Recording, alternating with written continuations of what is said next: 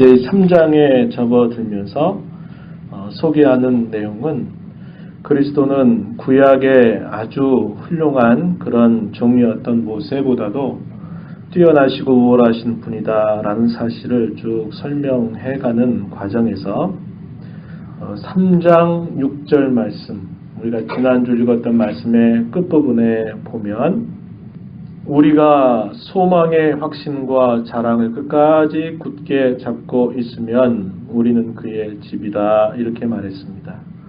사도는 예수 그리스도와 이 모세와의 비교를 통해서 바로 예수 그리스도는 하나님의 집을 세우시는 분이면 모세는 하나님의 집을 섬기는 종의 신분이었다, 그렇게 쭉 소개하면서 하나의 적용으로 이야기하고 있는 부분이 끝까지 굳게 잡고 있으라 하는 사실을 말하면서 우리가 그의 집이다, 우리가 주의 몸된 교회에 속해 있다, 교회다 라는 사실을 이렇게 이야기했습니다. 그러면서 오늘 우리가 읽은 이 히브리서 3장 7절부터 쭉 11절까지 이 내용에서는 구약에 있는 말씀을 그대로 인용합니다. 시편 95편 7절로부터 11절에 있는 그 말씀을 쭉 인용을 해서 그 내용들을 그대로 소개하는 겁니다. 그 시편 95편은 다윗이 지은 그런 시편으로서 옛적의 이스라엘의 그 광야 생활을 쭉 회고하면서 그 광야 생활을 요약하는 이야기들을 쭉 하고 있습니다. 그 내용을 그대로 사도가 인용을 하면서 당시 그 유대 그리스도인들이 꼭 잊지 말고 기억해야 될 부분이 무엇인가 하는 이야기들을 쭉 설명해 나가기 시작하는 겁니다. 그래서 이 인용하고 있는 오늘 본문 7절부터 11절의 내용은 똑같이 시편 95편 7절부터 11절 말씀을 인용했는데 그 내용에서 말하고자 하는 건 뭐냐면 이스라엘의 광야 40년 생활이라고 하는 게 무엇이었는가 하는 것을 설명을 해주고, 그리고 이제 여기 11절 이하, 11절 지나서 12절 여기 이하에서는 그 구약에 주어진 그 말씀을 이제 자신들이 지금 살고 있는 그런 유대 그리스도인들에게 적용하고자 하는 그런 내용들을 소개하고 있다, 이 말입니다. 자, 그런데 그 인용하고 있는 시편의 내용을 소개할 때 다윗이 기록하고 있는 시편일지라도 사도는 지금 뭐라고 표현하냐면 다윗의 이름을 쓰지 않고 누구의 이름을 사용합니까? 성령께서 이렇게 말씀하셨다라고 소개하고 있어요. 7절 말씀에 그러므로 성령이 이르신 바와 같이 성령께서 이르셨다, 이렇게 표현합니다.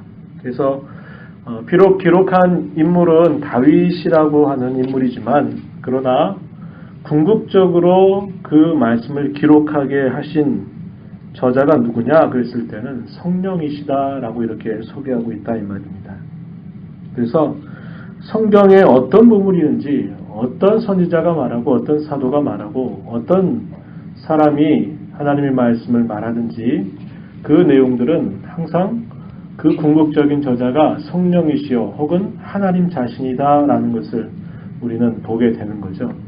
그래서 제가 전에도 히브리서 1장 1절 2절 우리가 처음에 시작하면서 성경을 읽을 때 주인공이 항상 누구로 생각해야 된다? 말씀하시는 하나님을 찾아야 된다 그랬어요.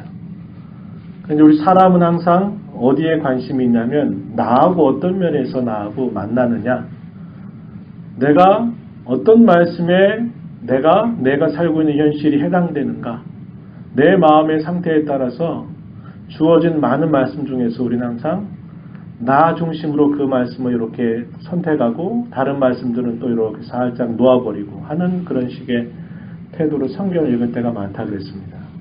그렇게 성경을 보면 안 된다 하는 것을 힘주어서 강조했던 부분이 여러분 생각나실 거예요. 그래서 이 시편에 인용되고 있는 말씀도 다윗을 통해서 하나님이 기록해야 하시지만 그러나 궁극적인 저자는 성령 혹은 하나님이시다 이렇게 말하고 있음을 우리가 보게 되는 거죠. 여기 자 오늘 너희가 그의 음성을 듣거든 이렇게 말했는데 그의 음성을 듣거든 할 때 이 듣는다라고 하는 이 말은 단순히 우리가 귀로 그냥 그 말씀을 듣는 정도 그런 정도로 의미하는 뜻이 아니고 여기 듣는다 그 말은 자신의 마음을 기울여서 그 말씀에 자기의 마음을 기울여서 그 말씀의 뜻을 깊이 듣고 그 말씀을 순종하는 것까지 다 포함해서 하는 말이라는 겁니다. 그래서 오늘 너희가 그의 음성을 듣는다 이렇게 말할 때 하나님의 음성을 마음으로 받고 그 말씀을 청종하려고 하는 자세 그런 마음 가지고 그 말씀을 듣는다 이렇게 지금 표현하고 있는 내용이라는 거죠. 자 여기 오늘이라고 하는 말 옛날 개역성경에서 오늘날이라고 표현했습니다. 오늘날 그러나 정확한 번역은 오늘이라고 하는 번역이 맞습니다. 그래서 여기 오늘 너희가 그의 음성을 듣거든 할 때 여기 오늘이라고 하는 말은 우리 편에서 봤을 때는 오늘입니다. 그렇죠? 오늘이고 당시 다윗이 그 말씀을 말하고 있을 때는 언제일까요? 자신이 살고 있는 그때입니다. 자, 이 말씀을 인용해서 지금 사도가 박해받고 있는 유대 그리스도인들에게 말할 때 오늘은 역시 자신이 살고 있는 그때를 말하는 거예요. 그래서 이 오늘이라고 하는 말은 매일매일을 새로운 오늘처럼 생각하고 그 날에 하나님의 음성을 들으면서 살아가라 하는 그런 뜻을 나타내고 있다는 겁니다. 그래서 이 오늘이라고 하는 말 그것은 항상 우리가 매일매일 맞는 그 새로운 날 그날을 오늘로 늘 생각하고 살 것을 가르쳐주는 그런 말씀이죠. 자, 사실 하나님의 말씀을 듣고 순종하는 것, 이걸 다른 말로 청종한다 그러죠. 이것이야말로 하나님께서 진정으로 요구하신 아주 특별한 예배에 해당됩니다. 그리고 그것은 어떤 희생의 제사보다도 우월한 것임을 성경이 우리에게 가르쳐줘요. 자, 우리가 이 말씀을 우리가 생각할 때 떠올리는 구절이 있죠. 순종이 제사보다 낫다라고 말하는 그 말씀을 우리가 떠올릴 수 있습니다. 사무엘이 사울을 향해서 제사하는 것보다도 하나님이 더 원하시는 것은 하나님의 말씀에 순종하는 것입니다. 이렇게 말했던 그 이야기죠. 자, 전에도 이 부분에 대해서 함께 설명을 좀 드렸던 기억이 납니다. 자, 하나님의 말씀을 듣고 그 말씀을 순종하는 것은 항상 하나님을 기쁘시게 해드리는 일이다 그랬죠. 그렇죠? 생각해 보셔요. 자, 하나님의 말씀을 듣고 그 말씀을 내가 따른다라는 것은 항상 하나님을 기쁘시게 해드리는 거예요. 맞죠? 아닐 때도 있습니까? 맞죠? 자, 그러나 제사를 드리는 것은 하나님을 기쁘시게 할 때가 있고 하나님을 모욕할 때도 있어요. 그렇죠? 사울은 하나님 앞에 제사 드린다고 했어요. 그런데 하나님이 규정하신 명령을 무시하고 급하다고 자기가 그 제사를 집내버렸어요. 그래서 나중에 말하잖아요. 당신이 하나님을 버렸기 때문에 하나님께서도 당신을 버리셨다. 이렇게 말하거든요. 그러니까 사울이 드린 제사는 겉은 제사지만 그 속 내용은 뭐예요? 하나님을 모욕한 것이 됐어요. 그죠?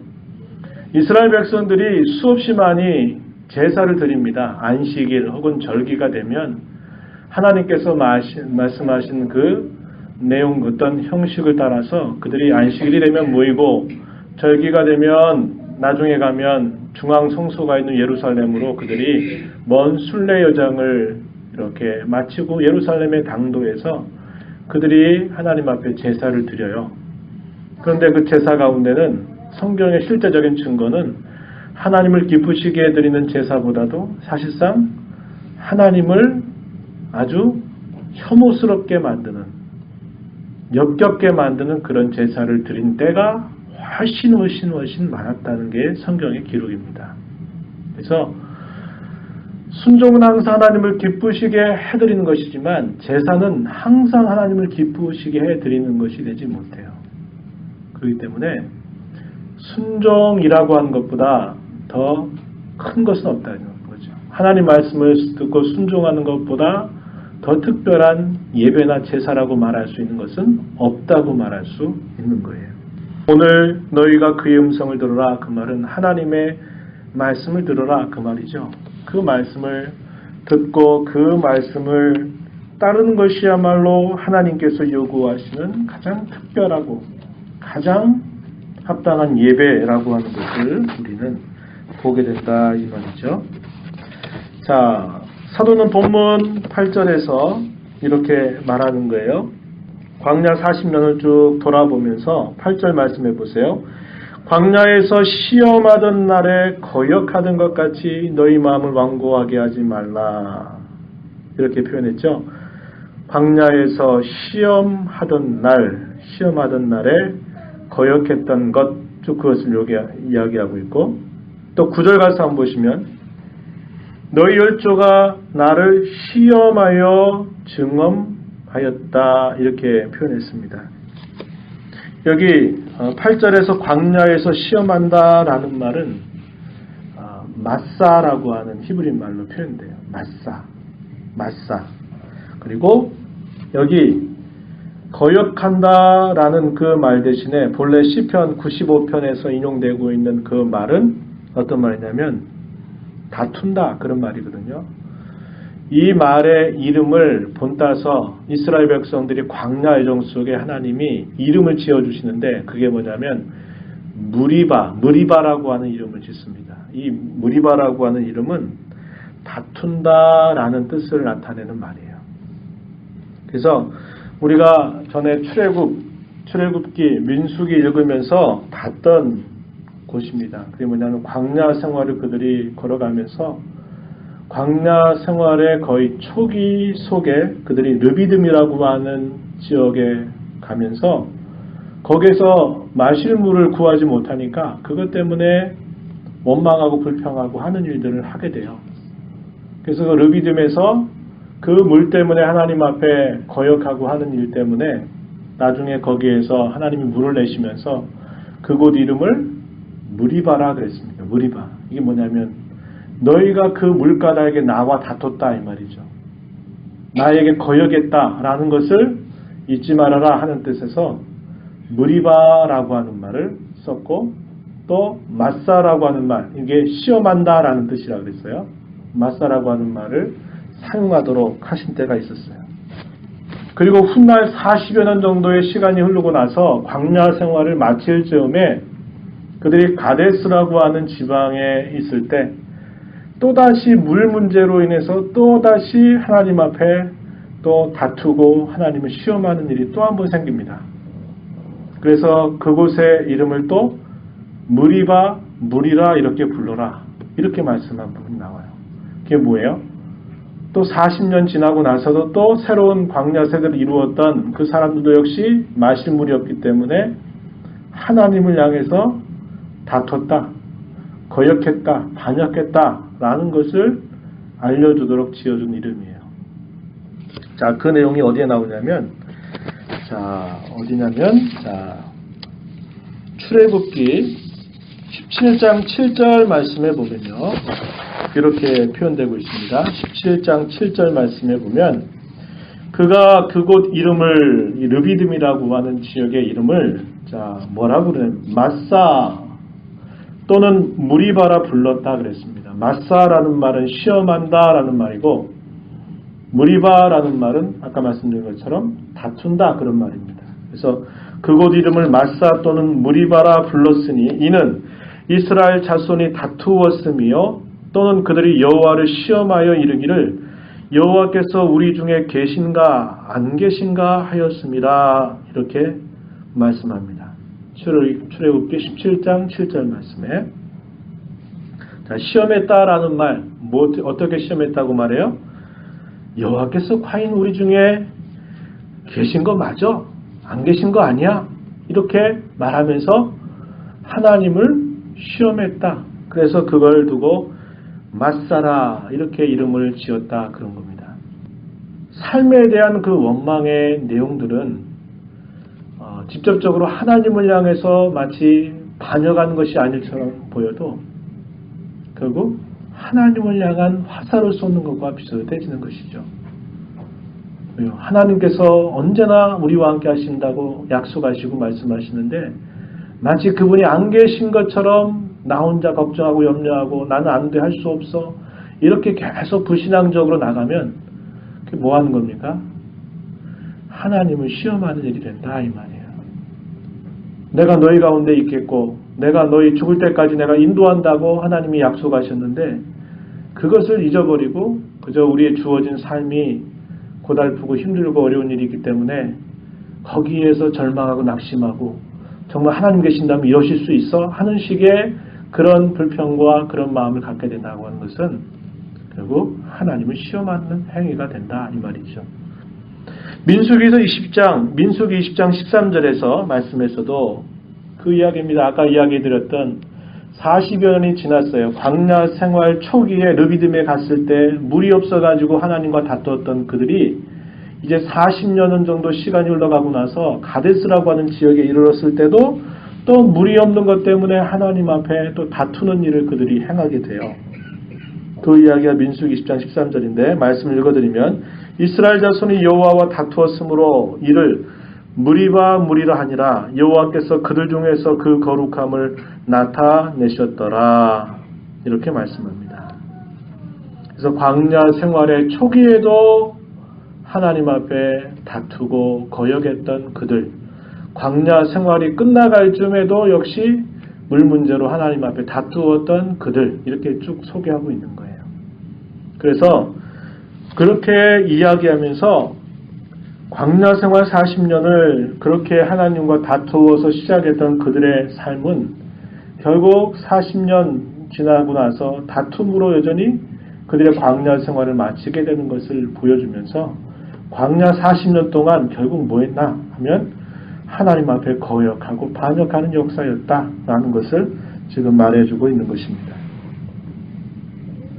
자, 9절 말씀에 보세요. 거기서 너희 열조가 나를 시험하여 증험하고 40년 동안 나의 행사를 보았느니라. 40년의 초두에 거역하며 시작했던 그들의 광야 생활 40년 동안 줄기차게 그러한 삶을 끊임없이 살다가 40년 마칠 즈음에 가데스에서 또 한번 그들이 하나님 앞에 반역하는 일을 또 행했던 것을 이렇게 묘사하고 있는 그런 말이다 하는 겁니다. 그래서 그들은 40년의 이 광야 생활 속에서 끊임없이 한 게 뭐냐면 한 번이나 뭐 잠시 동안 정도가 아니라 40년 동안 계속 하나님 앞에 이렇게 범죄함으로 이 광야 생활을 보내왔었다라는 것을 지금 이야기하고 있는 겁니다. 다윗이 이야기를 했고 여전히 또 사도는 이 말씀을 인용해서 그들로 하여금 하나님의 이 거룩한 말씀에 굳게 부착해 있을 것이지 여러 삶의 어려움과 또 시련이 닥친다 그래서 결국 거기에서 돌아서서 그 시작했던 신앙의 걸음에서 물러서서는 안 된다라는 것을 이 구약의 옛 교훈을 그대로 인용하면서 소개해주고 있는 것입니다. 그러면서 뭐라고 말해요? 8절 끝자락에 너희 마음을 완고하게 하지 말라라고 이렇게 말합니다. 마음을 완고하게 한다는 게 뭘까요? 마음을 아주 단단하게 만든다 이 말이죠.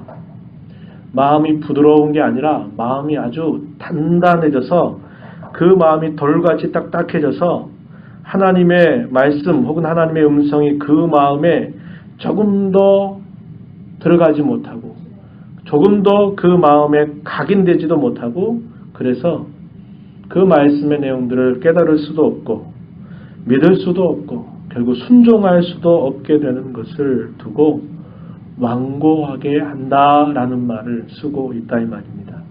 우리가 금요일 저녁에 살펴보는 예수님의 비유 가운데 씨 뿌리는 비유를 살핀 적이 있죠. 하나님의 말씀의 씨앗이 밭에 뿌려지는데 길가밭, 돌짝밭, 또 뭐 흙이 얕은 돌짝밭도 있고, 그죠? 가시덤불 위에 떨어지는 것도 있고. 근데 결국 다 뭐냐? 결국 열매를 맺지 못한다. 그래서 좋은 밭에 떨어진 경우 외에는 이 나머지 세 가지 경우들은 다 결국은 열매 맺지 못하는 그런 모습으로 끝나고 마는 것을 이야기하고 있죠. 그래서 이 마음이 완고해진다라는 말은 하나님의 말씀의 씨앗이 거기에 들어갈 수 없을 만큼 마음이 단단해져 있어서 깨닫지 못하는데 믿을 수 없고 믿지 않는데 어떻게 순종하겠습니까? 깨닫지도 못하고 믿을 수도 없고 순종할 수 없는 그런 상태가 되는 것을 완고하게 되는 것으로 표현한 겁니다. 그래서 그 옛날 광야 세월을 광야 40년을 지냈던 이스라엘 선조들의 그들의 모습처럼 너희 또한 너희들의 마음이 딱딱하게 돌짝같이 굳어지지 않도록 조심해야 된다라고 이렇게 사도가 말하고 있는 것이죠. 자, 결국 이 광야 40년은 결국 반역과 거역의 역사였다고 하는 것을 말해주고 그러한 일들을 통해서 그들로 하여금 그들의 마음이 완고하게 되지 않도록 주의해야 된다 이렇게 말하고 있는 겁니다. 그에 대해서 하나님께서는 그들의 그러한 40년 세월을 어떻게 평가하고 계신가 하는 것을 우리가 보게 되는데요. 자, 10절 가서 한번 보시죠. 10절. 그러므로 내가 이 세대에게 노하여 이르기를 내가 하나님을 말씀하는 거죠. 이 세대 광야에 생활했던 이스라엘 조상들의 세대에 대하여 노하여 이르기를 뭐라고 하나님 말씀하시느냐. 그들이 항상 마음이 미혹되어 내 길을 알지 못하는도다 이렇게 하나님께서 평가하시는 거예요. 마음이 항상 미혹됐다. 항상 한쪽으로 치우쳐서 미혹되면서 하나님을 섬기는 길이 무엇인가를 알지 못한다라고 하나님께서 평가하시는 겁니다. 이스라엘 백성들은 하나님께서 선지자를 통해서 끊임없이 말씀을 주셨고 그들로 하여금 하나님 앞에 제사 혹은 예배를 늘 드리게 했던 것입니다. 그런데 그러한 일에 있어서 자신들의 마음을 기울이지 않고 속임수와 거짓을 따랐기 때문에 참된 진리와 진실이 있어야 할 그 자리에 대신 거짓과 속임수가 자리 잡게 되는 것이 되고 말았다는 겁니다. 그래서 그들이 그 지나온 많은 세월 동안 출애굽에서 나오게 됐던 일, 또 대적자들을 무리치게 하셨던 일, 그리고 광야 생활을 하면서 먹을 것 마시고 입을 것 준비되지 않았는데 그들에게 먹을 것 마시고 입을 것 다 하나님의 기적적인 일들로 날마다 눈으로 보여주심에도 불구하고 그들은 어떻게 했습니까? 항상 곁길에 치우쳤다라는 것을 말해주고 있는 것입니다. 그래서 항상 마음이 미혹되었고 하나님의 길을 알지 못했다라고 이렇게 말하는 겁니다. 매일 눈으로 보면서 귀로 하나님의 전능하심에 대하여 들으면서도 하나님을 섬기는 길을 알지 못하고 사는 그런 모습으로 하나님께서 평가하고 계시다 이 말이죠. 그러면서 그들에게 하나님이 징계하시는 그런 맹세와 같은 말씀이 주어져요. 11절 말씀에 보면 내가 노하여 맹세한 바와 같이 그들은 내 안식에 들어오지 못하리라. 이렇게 하나님께서 그들을 향해 징계하시는 말씀을 맹세로 말씀하신 거죠. 자, 그 내용들을 우리가 잘 알고 있는 내용입니다. 출애굽에서 나왔던 그 애굽에서 나온 1세대 이스라엘 백성 중에서 결국 하나님이 약속하신 땅에 들어간 사람은 누가 있었어요? 그렇죠. 여호수아와 갈렙 외에는 없었다 그랬습니다. 그죠? 하나님이 맹세하신 거예요. 너희 절단코 들어가지 못한다. 이 사건의 결정적인 계기가 됐던 게 뭐였어요? 가나안 땅을 정탐했던 정탐꾼들의 보고를 듣고는 밤새도록 잠도 안 자고 통곡하면서 울었던 그들의 그 불신앙에 대한 하나님의 징계였습니다. 그래서 이 여호수아 갈렙 외에는 아무도 약속한 땅에 들어가지 못하고 다 광야에서 엎드러질 것이다. 이렇게 하면서 결국 다 그들 중에 아무도 이 두 사람 외에는 들어가지 못하게 된 것을 우리가 기억해요. 그래서 안식에 들어간다라는 말은 뭐냐? 하나님이 약속하신 땅에 들어간다, 가나안 땅에 들어간다라는 것을 다른 말로 안식에 들어간다라는 말인데, 하나님께서 그 백성들의 그런 패역함과 반역과 하나님을 끊임없이 시험하는 그들의 태도에 대하여서 그들은 내 안식에 들어오지 못한다라고 하나님께서 이렇게 말씀하셨던 것을 이렇게 표현하고 있는 것입니다.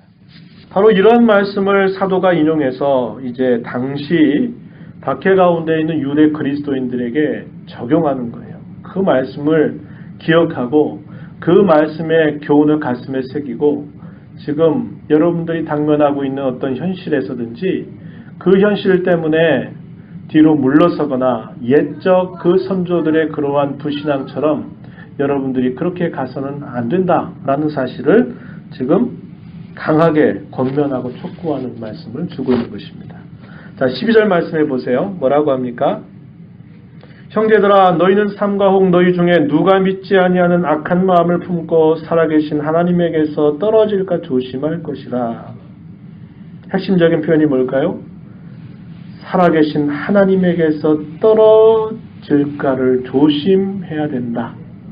누구에게 하는 말입니까? 사도가 지금 이 말씀을 받고 있는 유대 그리스도인들을 향해서 여러분들이 살아계신 하나님에게서 떨어질까를 조심해야 됩니다. 라고 이렇게 지금 말하고 있는 거예요.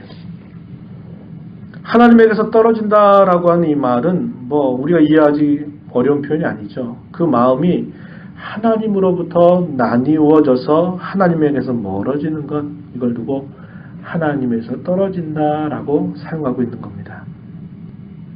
배도하는 일이라든지 또 이런 고난이나 박해 또는 여러 시험의 그런 압박에 의해서 이런 일들이 생길 수도 있지만은 가장 이러한 일이 생기는 것에 있어서 가장 근본적인 원인이 뭘까라고 말할 땐 그것은 항상 불신앙에 있다라는 겁니다. 불신앙.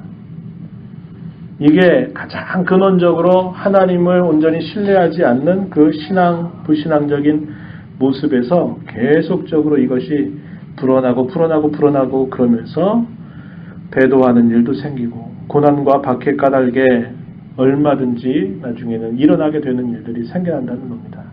그래서 그런 원인들을 가장 추적해 갔을 때 가장 그 근본적인 게 뭐냐? 그것은 결국 불신앙에 있다는 거예요. 하나님의 하나님 되심을 우리가 믿지 않고 하나님이 우리의 삶 속에 언제나 함께 하신다고 하는 사실들을 우리가 그것을 저버리게 되고 하는 그러한 것으로부터 결국 모든 그런 문제와 그런 어려움들이 결국은 생겨오게 되는 것을 말하고 있는 것이죠. 그러한 그들을 향해서 사도는 이렇게 그러한 일들을 어떻게 풀어가야 될 것인가에 대해서 이야기하면서 그 해결점을 이야기해 주는 말씀이 13절 말씀에 표현됩니다. 13절 말씀 보시면 오직 오늘이라 일컫는 동안에 매일 피차 권면하여 너희 중에 누구든지 죄의 유혹으로 완고하게 되지 않도록 가라. 이렇게 사도가 권하고 있는 거죠. 가장 중요한 그 해결점에 대해서 사도가 이야기하고 있는 게 뭐냐? 뭐라 그랬어요? 매일 피차 뭐하라? 권면하라 그랬습니다. 권면하라. 그래서 우선적으로는 끊임없이 피차 서로 권면해야 된다 이 말이죠. 이것은 공적으로 행하는 일이 되기도 하고 또 사적인 일로 행한 일도 되는 거예요. 공적인 일로 권면하는 일이 뭘까요? 저와 같이 목회자가 혹은 앞선 사람이 여러분 우리가 이런 어려움이 있지만 이것 때문에 우리 신앙에서 멀어지면 안 됩니다. 우리가 잘 이겨내야 되지 않겠습니까? 이겨내야 됩니다. 이렇게 말하면서 그들이 자신들의 환경 때문에 결국 이렇게 뒤돌아서고 무너지고 연약해져 있는 그들을 하나님의 말씀을 통해서 그들로 하여금 굳게 붙잡아주는 일들을 하는 거죠. 이건 공적으로 행하는 일이 될 겁니다. 설교라든지 가르침이라든지 아니면 그 설교와 가르침 중에 권면하는 여러 말들, 이런 것들을 통해서 표현하는 것이 될 것이고, 사적으로 하는 건 뭘까요? 같은 구역 식구, 같은 기관들 안에 같이 교제하는, 가까이 교제하는 형제와 자매들 안에, 자, 아무개 성도님, 이런 어려움들이 있지만 우리가 이런 것 때문에 이렇게 주저앉아 있어도 되겠습니까? 일어서야죠. 우리가 이것 때문에 잠시 잠깐 이런 어려움 때문에 우리가 크고 영원한 것들을 놓쳐서 안 되지 않겠습니까? 하면서 그들로 하여금 계속 서로 권면해서 그 신앙의 걸음에서 떨어지지 않도록 그들을 세워주는 일들을 개인적으로, 사적으로 하는 일들을 먼저 공고하고 있는 거예요. 일대 다수로 이렇게 하는 것들도 필요하고, 1대1로 서로가 서로를 붙잡아주는 거죠. 서로가 서로를 붙잡아주고 그로 하여금 이 신앙에 떨어지지 않도록 하는 일들을 우선적으로 하되, 어떻게 해요? 매일, 언제? 오늘이라 일컫는 동안. 어제 잘했다고 그래서 오늘도 잘하느냐? 그게 아니라는 거죠. 우리가 이 땅에서 우리의 삶을 마치기 전까지는 항상 오늘은 날마다 새로운 오늘이고, 오늘은 날마다 상황이 달라진 오늘이거든요. 그 오늘 속에 과거에 내가 잘했다 그래서 지금 현재 그대로 그게 보장되는 거 아니고, 혹은 어제 넘어졌다 그래서 오늘도 또 넘어져야 되느냐? 그것도 아니라는 거예요. 우리에게 있어서 항상 소중한 시간은 바로 오늘이라고 하는 시간, 지금이라고 하는 시간이라는 겁니다. 그래서 사도는 말하는 거예요. 오늘이라 일컫는 동안에 매일 피차 권면해서 누구든지 죄의 유혹으로 완고하게 되지 않도록 해야 된다, 이렇게 가르치는 겁니다. 사탄이 성도를 공격해 오는 방식은 처음부터 아주 대담하게 공격해 오지 않아요. 우리에게 은밀한 방식으로 달게 공격을 걸어옵니다. 공격인지 아닌지도 모를 만큼 은밀하게 공격을 해오고, 우리를 속이면서 살짝 들어오죠. 그러나 이것이 이렇게 점점 그 강도를 높여가면서 마침내는 우리의 신앙의 눈을 멀게 만들어버리고, 결국 마침내는 공공연한 반역으로 우리를 줄다름치도록 촉구하는 겁니다. 누가 처음부터 큰 도둑돼요? 우리가 일상에 살면서도 조그만 거 하나도 어릴 적에 그냥 이렇게 슬쩍 쓰리꾼처럼 그렇게 하다가 그게 좀도둑이 되고, 그게 커지다 보면 대담해져 가지고 아주 큰일 하다가 걸려들잖아요. 그죠? 마찬가지예요. 우리가 하나님을 향해서 누가 처음부터 하나님 없다고 말합니까? 하나님에 대해서 누가 처음부터 크게 반대합니까? 아니거든요. 은밀한 방식으로 들어왔을 때 그런 일들에 대처하지 못하고 그런 일에 껴있지 못하다 보면 거기서 하나 경계선이 무너지고, 그 다음 경계선이 무너지면서 나중에 어떻게 됩니까? 하나님이 어디 계셔? 무슨 그런 일이 어디 있어? 이렇게 공공연한 그런 반대, 공공연한 배교, 이런 일들까지도 결국 가게 만드는 겁니다. 그게 바로 사탄이 우리에게 싸움을 걸어오는 영적인 그런 방식이라는 거예요. 처음부터 그냥 하나님 없다고 해. 특별한 그런 세례 아니고서는 그런 방식으로 우리에게 유혹을 하고 공격해 오지 않는다, 이 말이죠. 그렇기 때문에 우리가 그러한 일들에 있어서 끊임없이 미연에 방지하고 대처하지 않으면 안 되는데, 그러한 일에 있어서 가장 우리에게 필요한 방법이 바로 권면하는 일이다, 이겁니다. 권면하는 일.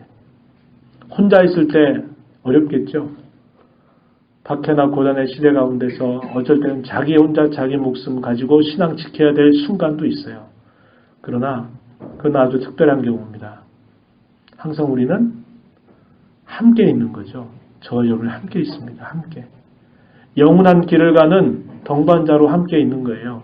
그게 무슨 말이에요? 나 혼자 잘하면 된다 아니라 내 옆에 있는 사람 챙겨가야 되고, 또 내가 쓰러졌을 때 내 옆에 사람이 나를 붙잡아주고, 서로 권면하면서 계속 우리의 마음이 굳어져서 하나님의 말씀이 더 이상 마음에 들리지도 않고 튕겨져 나오고, 그 말씀의 뜻이 뭔지도 깨닫지도 못하고 믿음이 자라지도 못하고 순종이라고 하는 것이 이루어지도 못하는 그런 식으로 완고해져가지 않도록 우리가 서로를 지켜주고 붙잡아주는 일들을 우리가 끊임없이 해야 됨을 말해주고 있다 이 말입니다.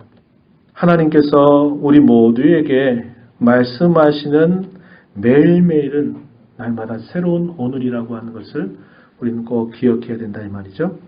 자, 이 말씀을 가지고 한 두 가지 정도 적용을 하고 말씀을 마무리하겠습니다. 자, 오늘을 한번 점검해 보자는 거예요. 첫 번째는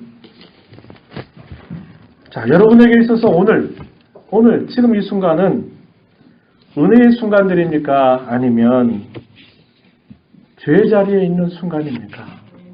말이 이상하죠? 예배당인데 무슨 죄의 자리에 있어요. 그런 뜻 아는 걸 여러분 아실 거예요.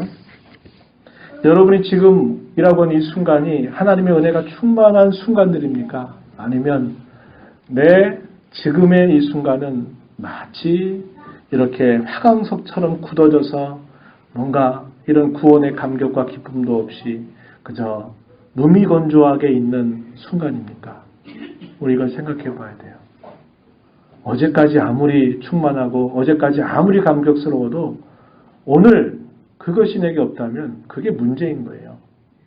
하나님께서 우리 주님께서 갑자기 이 순간 재림하실 수도 있고 주님이 어느 순간 우리를 불러가실 수도 있어요. 우리는 지금의 이 순간이 매일매일 마지막 순간일 수 있다고 하는 생각을 항상 가져야 돼요.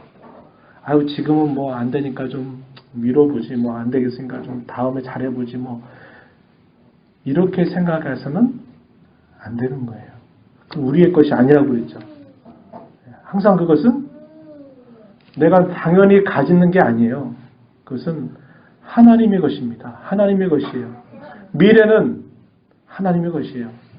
우리의 것은 뭐예요? 지금 이 순간이 우리의 것일 뿐이라는 거예요. 그렇기 때문에 지금 내가 어떤 내 영적인 상태가 어떠한지를 우리는 생각해야 되고 그 순간에 있어서 내가 어떤 면에서 지금 부족하고 있고 내가 어떤 면에서 지금 예전보다 떨어져 가고 있는지를 항상 점검하고 생각하는 자세를 가져야 된다 이 말이에요.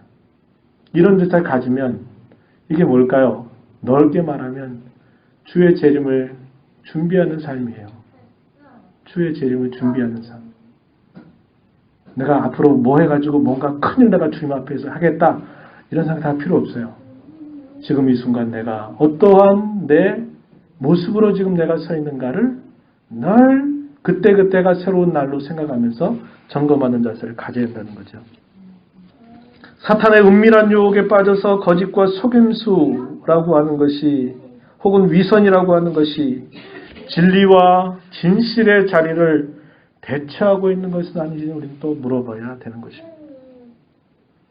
오늘 해야 될 순종, 오늘 들어야 할 주의 그 말씀을 내일로 미뤄서는 안 된다 이 말이죠. 오늘이야말로 우리의 것이고 순종의 기회라고 하는 것을 우리는 절대로 잊어서는 안 된다 이 말이죠.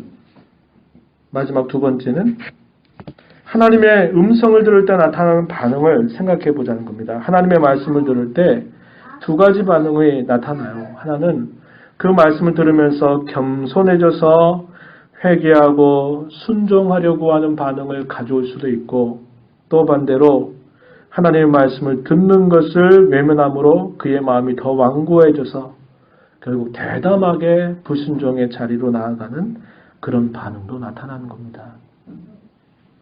그래서 우리가 항상 생각해 봐야 돼요. 우리의 삶에 가장 중요한 부분이 있다면 오늘 우리가 읽은 말씀 중에 7절 말씀이라 말할 수 있을 거예요. 오늘 너희가 그의 음성을 듣거든 하나님의 음성을 언제나 듣는 것이죠. 하나님의 말씀에 항상 오늘이라고 하는 지금이라고 하는 이 순간에 그 말씀을 언제나 주의 깊게 듣는 그런 자세, 순종하려고 듣는 자세. 오늘 우리가 새벽에 읽었던 것처럼 하나님에 대한 그 사랑의 동기가 돼서 그 말씀을 지켜 사는 것이 멀리 있는 거, 힘겨운 거, 어려운 거 아니라 아주 내 입에 가깝고 그 말씀이 지키기 어려운 게 아니라 사랑하면 쉬워진다라고 하셨던 그 말씀의 내용을 우리가 기억하면서 늘 하나님의 말씀을 듣는 우리의 마음가짐을 항상 점검해서 우리의 마음이 병들어가지 않도록, 굳어지지 않도록 나 자신을 잘 세우는 일뿐만 아니라 우리가 함께 속해 있는 우리의 형제와 자매들, 우리의 성도들, 그들을 함께 챙겨서 우리가 이 시대를 살아가야 되는 그러한 거룩한 다짐이 우리 모두에게 있기를 진심으로 축복합니다. 기도하겠습니다. 하나님 아버지 감사합니다. 오늘도 이 수요 저녁 시간 저희들을 불러주셔서 다윗이 옛적에 이스라엘 선조들의 광야 40년을 돌아보면서 반역과 거역과 끊임없이 하나님을 시험하는 일을 일관했던 그들의 삶을 말하면서 그들의 마음이 완고해져서 하나님을 제대로 섬기는 길을 알지 못했던 시대라고 말하면서 항상 하나님의 음성을 듣기를 주의해야 될 것에 이렇게 힘주어 강조하는 말씀을 또 이렇게 저희가 읽었습니다. 유대 그리스도인들에게 그리고 2000년이 지난 지금 오늘을 살아가는 저희들 모두에게 주시는 하나님의 음성인 줄로 알고 사단이 은밀하게 걸어오는 모든 이런 은밀한 공격 앞에 저희들이 미연에 잘 대처하고 또 저희들이 잘 그것을 이겨나갈 수 있는 그런 힘을 길러서 무엇보다도 하나님의 말씀을 늘 가까이 하고 하나님의 음성을 듣기를 간절하게 소망하고 순종하며 살아가게 하시되 저희 자신뿐만 아니라 함께 공동체로 이루게 하신 살아가는 우리의 모든 지체들을 서로가 서로에게 이러한 신앙을 세워주고 지켜줄 수 있는 그러한 삶을 살아가는 저희들 모두가 되게 하여 주옵소서. 예수님 이름으로 기도하옵나이다. 아멘.